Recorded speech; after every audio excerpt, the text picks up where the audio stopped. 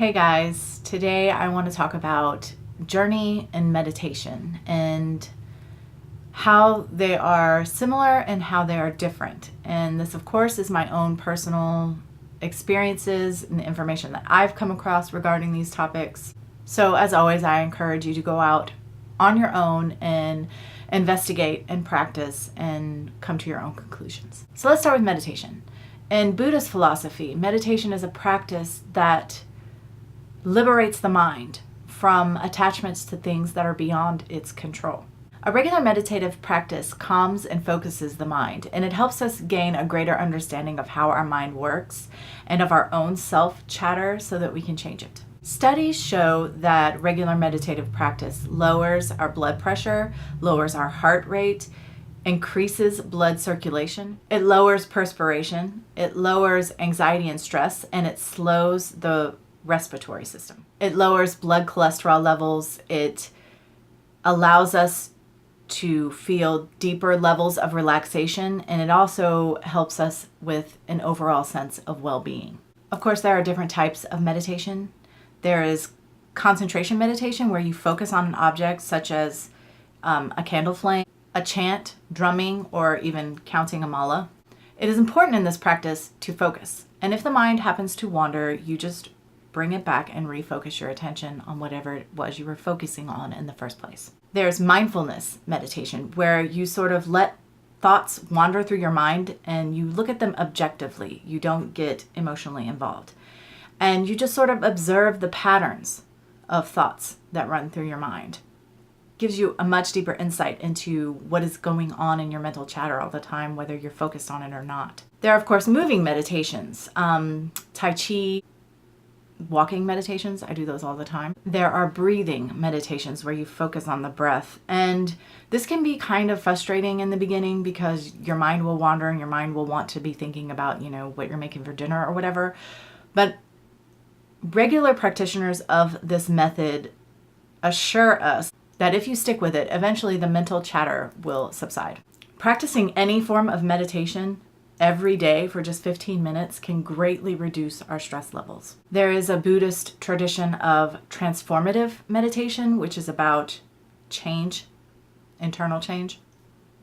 And of course, there's guided meditation. And anyone who's meditated can tell you for best results, you should remove all outside distractions and put yourself in the most comfortable position. It may seem when you settle down into meditation, especially if you're new to it, that your mind becomes even busier than normal. But really all it is that you are shifting your awareness. And so you're becoming aware of the thoughts that are always running around in your mind when you're not focused on different tasks. So just be aware of that and don't become overwhelmed and don't think you'll never be able to quiet your mind. You need to just be patient and work through it and just, practice the different forms of meditation. If your mind is so busy, do contemplative meditation where you just sort of, that's an interesting thought, and let it pass until you're able to let them all out like little children jumping up and down for your attention, get through all of them, and then move into another form of meditation. It's important if your mind wanders during meditation that you just refocus. Don't be hard on yourself. Don't feel like you're a failure and you can't do it. This lovely woman I know named Liz is great at guided meditations, and she always just sort of channels it. It just comes out organically, and it's beautiful.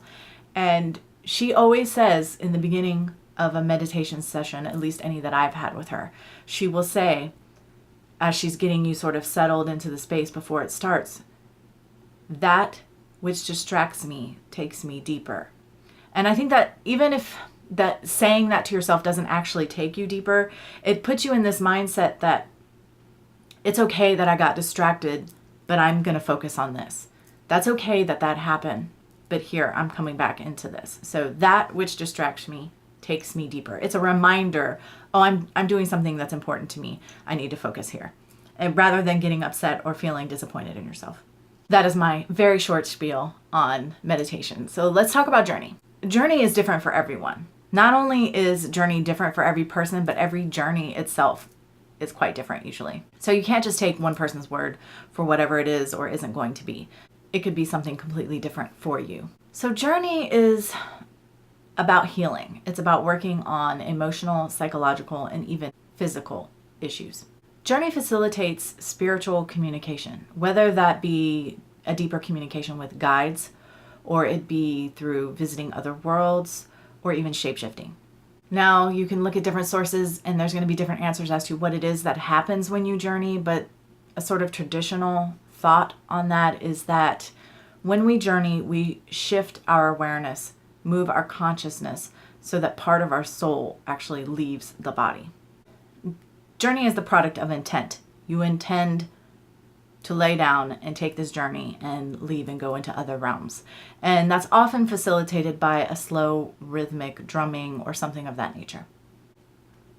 Journey could be compared to lucid dreaming. You have some control in journey, but it's a limited control. It's hard to explain, but you do not have full. It's not like a daydream where you completely control everything that happens. It's more like a lucid dream. So before we journey, there are a lot of, again, if you research, there's going to be a lot of different ideas and directions on how to do it.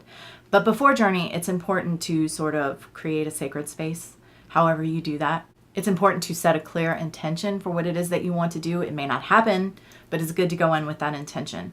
And to have a place that you go when you enter journey and a place that you leave when you come out of journey.